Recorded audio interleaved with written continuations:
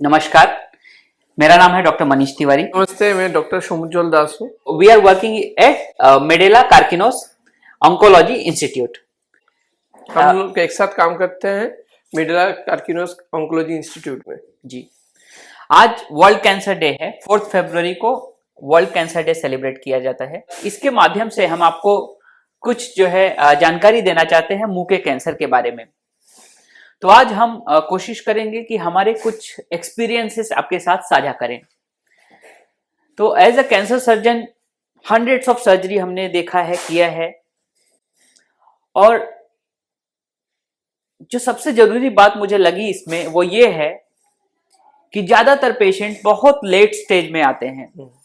ज्यादातर patient stage 4 में आते हैं हमारे पास, और ऐसे स्टेज में आप कुछ भी कर लीजिए, आप सर्जरी कर लीजिए, कीमो कर लीजिए, रेडिएशन कर लीजिए, within 1 year 50% of this patients die.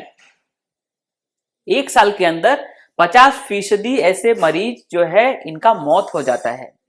वो सिर्फ इसलिए होता है कि वो बहुत देरी से हमारे पास आते हैं। तो ऐसा क्या किया जाए डॉक्टर समुज्ज्वल, ऐसा क्या कर सकते हैं हम कि हम मरीजों को जल्दी डिटेक्ट कर सके? क्या लक्षण होते हैं कैंसर के जो उन्हें तुरंत पता चल जाए कि हाँ मेरे मुंह में ये कैंसर है, कोई नॉर्मल सादा घाव नहीं है या नॉर्मल कोई चीज नहीं है? अगर मुंह के अंदर हम लोग देखते हैं कि कोई घाव है जो 4 हफ्ते से है या 1 महीने के ऊपर से है, वो घाव सूख नहीं रहा है, वहां से ब्लीड कर रहा है, या फिर कान में दर्द हो रहा है, या फिर कोई भी गले में कोई ग्लैंड फूल गया है, या आपको मतलब देख रहा है कि नीचे के लिप में अगर ऐसे सुन जैसा फील होता है, पैरेस्थीसिया जिसको हम लोग बोलते हैं, या फिर कोई भी दांत वहाँ पे लोकलाइज्ड रीजन में हिल रहा है, तो हम लोग को कोई भी नियर बाई डॉक्टर को एक बार दिखाना चाहिए। दिखा के एक हम लोग क्या करते हैं, अगर 1 महीने के बाद भी अगर कोई घाव सूखता नहीं है, नॉन हीलिंग अल्सर की तरह रहता है, तो हम लोग छोटा सा टुकड़ा लेके बायोप्सी करते हैं, और बायोप्सी करके हम लोग को पता चलता है वो घाव नॉर्मल है या उसमें कैंसरस कुछ डिजीज है। बिल्कुल। तो आप समझ गए, कोई भी घाव ऐसा है जो भर नहीं रहा है, मुंह के अंदर का घाव। और साथ ही साथ अगर आप जो है तंबाकू या सुपारी या ऐसी किसी चीज का सेवन करते हैं तो आपको एक बार डॉक्टर को दिखाना चाहिए। अगर जरूरी हुआ तो डॉक्टर एक छोटा सा टुकड़ा लेके उसका बायोप्सी करके देखते हैं।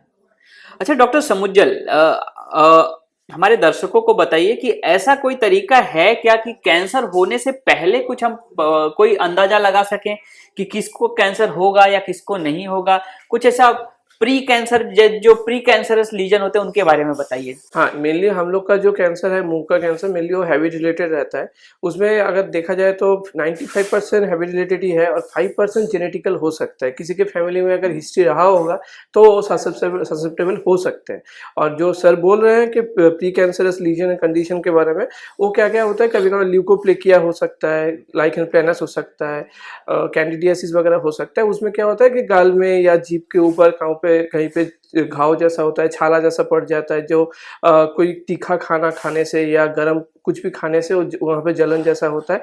ये सब जो लक्षण है वो आपका प्री कैंसरस लीजन का हो सकता है। और जो मैंने अभी वो जो बोला, मतलब अगर कोई भी घाव ऐसे भर नहीं रहा है या सूख नहीं रहा है, ऐसा ही कोई घाव है, तो एक बार डॉक्टर को दिखाना चाहिए कि वो प्री कैंसरस लीजन है, नॉर्मल घाव कुछ है, या फिर कैंसरस है। बिल्कुल। तो बहुत जरूरी बात है ये प्री कैंसरस लीजन जो है। ऐसे लोग जो तंबाकू गुटखा का सेवन करते हैं उनके मुंह में कोई सफेद धब्बा है, उसको ल्यूकोप्लाकिया कहा जाता है। लाल धब्बा है, उसको एरिथ्रोप्लाकिया कहा जाता है। ऐसा कोई चीज अगर आपके मुंह में है, ये चीज भी आगे जाके कैंसर में परिवर्तित हो सकता है।